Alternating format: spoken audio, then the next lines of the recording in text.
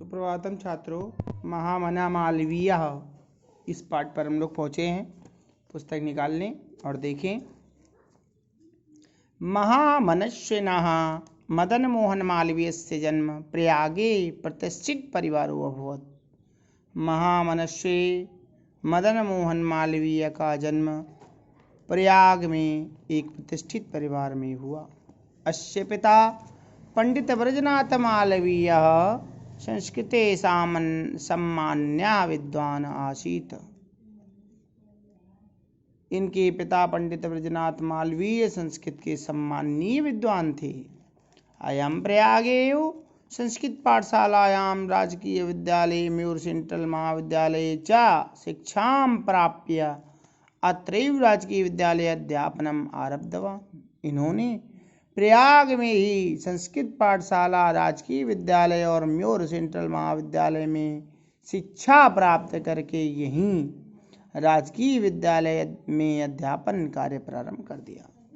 युवका मालवीय स्वकीयेन प्रभावपूर्ण भाषणेन जनानां मनांसि अमोहयत।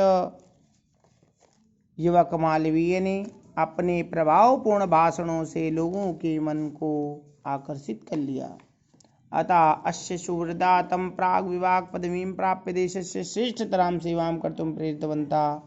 इसलिए इनके शुभचिंतकों ने इन्हें वकालत की पदवी प्राप्त करके देश की श्रेष्ठ सेवा करने के लिए प्रेरित किया। तदनुसारम अयम विधि परीक्षाम् उत्तीर्य प्रयागस्थे उच्च न्यायालये प्राग विभाग कर्मं कर्तुम् आरभत। उनके अनुसार इन्होंने विधि परीक्षा अर्थात कानून की परीक्षा उत्तीर्ण करके प्रयाग में उच्च न्यायालय में वकालत कर्म करना प्रारंभ कर दिया। विधि प्रकृष्ट ज्ञानेन मधुरालापेन उदार व्यवहारेण च अयं शीघ्रमेव मित्राणां न्यायाधीशानां च सम्मानभाजनम् अभवत्। कानून में श्रेष्ठ ज्ञान, मधुर वार्तालाप एवं उदार व्यवहार से ये शीघ्र ही मित्रों और न्यायाधीशों के सम्मान के भागीदार बन गए। पुनः देख लें। महामनस्वी मदन मोहन मालवीय का जन्म प्रयाग में एक प्रतिष्ठित परिवार में हुआ। इनके पिता पंडित ब्रजनाथ मालवीय संस्कृत के सामान्य विद्वान थे।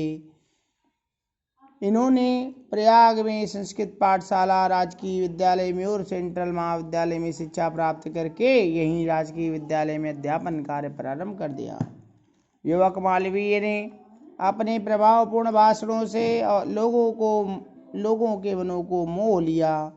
अतः इनके सुहृदों ने या शुभचिंतकों ने इन्हें वकालत की पदवी प्राप्त करके देश की श्रेष्ठ सेवा करने के लिए प्रेरित किया। उनके मतानुसार इन्होंने कानून की परीक्षा उत्तीर्ण करके प्रयाग में उच्च न्यायालय में वकालत कर्म करना प्रारंभ कर दिया। कानून संबंधी श्रेष्ठ ज्ञान, मधुर वार्तालाप तथा उदार व्यवहार से ये शीघ्र मित्रों तथा न्यायाधीशों के सम्मान के भागीदार बन गए। महापुरुषालौकिक प्रलोभने सुबद्धा नियतलक्षा न कदापि भ्रंसन्ति। महापुरुष सांसारिक प्रलोभनों में बंध करके निश्चित लक्ष्य से कभी भी भटकते नहीं हैं।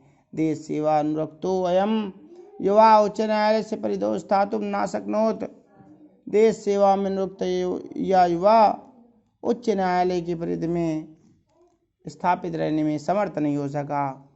पंडित मोतीलाल नेहरू, लाला लाजपत राय प्रभृति भी अन्य राष्ट्रनायक सह सोअपि देशस्य स्वतंत्रता संग्राम में उत्तीर्णा।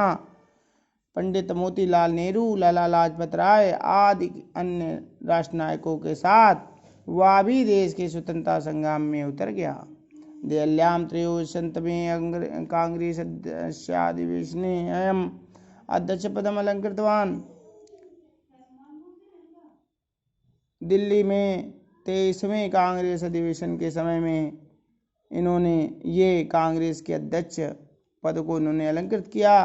रोलट एक्ट इत्थाकस्य विरोधस्य ओजस्वी भाषणं श्रुत्वा आंग्ल शासका भीता जाता। रोलट एक्ट नाम के इस एक्ट के विरोध में इनके ओजस्वी भाषणों को सुनकर के अंग्रेज शासक भयभीत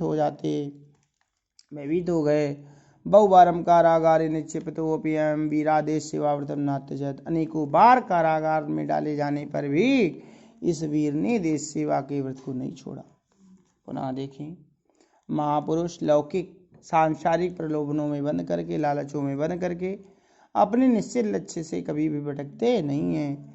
देश सेवा में अनुरक्त लगा हुआ या युवा उच्च न्यायालय की परिधि में स्थापित होने में समर्थ नहीं हो सका। पंडित मोतीलाल नेहरू, लाला लाजपत राय आदि अन्य राष्ट्र नायकों के साथ वह भी देश के स्वतंत्रता संग्राम में उतर गए। दिल्ली के 23वें कांग्रेस अधिवेशन में इन्होंने अध्यक्ष पद को अलंकृत किया।